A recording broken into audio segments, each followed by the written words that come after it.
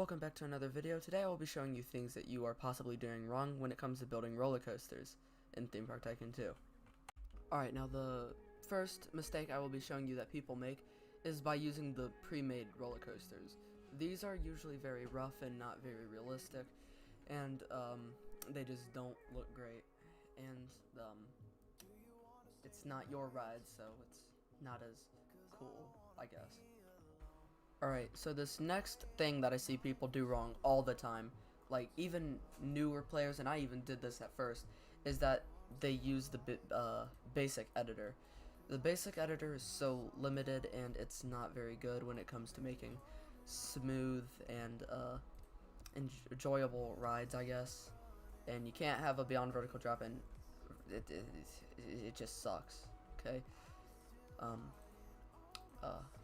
Again, a lot of people use it at first, and I guess it's fine if you're a beginner. I don't know, but it's really hard to make any good rides with it.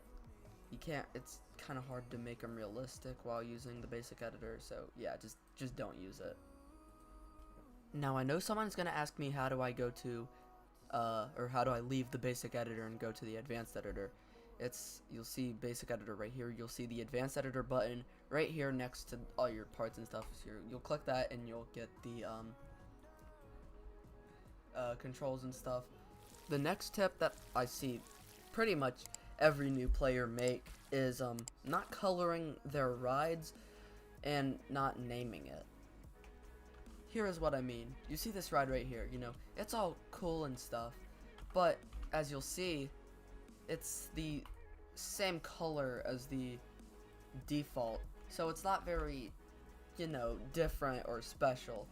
So coloring your rides will just make them stand out from each other and not look like a complete clone of others, and you know, it would make it a little bit more unique.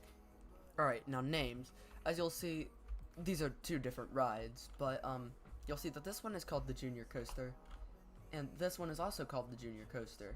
So when your guests say, oh, I want to ride this ride, you won't be able to tell the difference between the two unless you go to them manually and, you know, see how they're doing, and the satisfaction and stuff, and who's thinking about them. So you'd have to go to the ride yourself and not the guest. So it'd be very hard to tell them apart from each other. And this is where colors also come in, because if you're using the two of the same model, they'll look the same pretty much, and it'll be, you know, they'll feel like a clone of each other, and they're just lazily put together. Alright, now there is one last tip that I have for you that will make your rides way better that people really don't do, and that is to do research on the model. So let's say, you know, the corkscrew model is a Aero Looper, or a Vekoma, I guess. So let's say you wanted to make a roller coaster, but you're not sure how to make it or what you want to do. That's why, since I'm a coaster enthusiast, this isn't really a problem for me.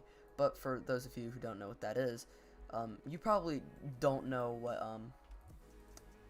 you know, a Cobra roll from a vertical loop is, or a 0G roll.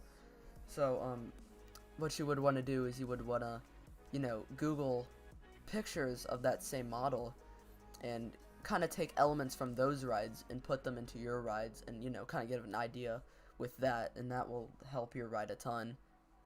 Alright guys, it's clear that if you've made it to this point in the video, you obviously like what you see, so why not check out this video that YouTube thinks you'll like from my channel.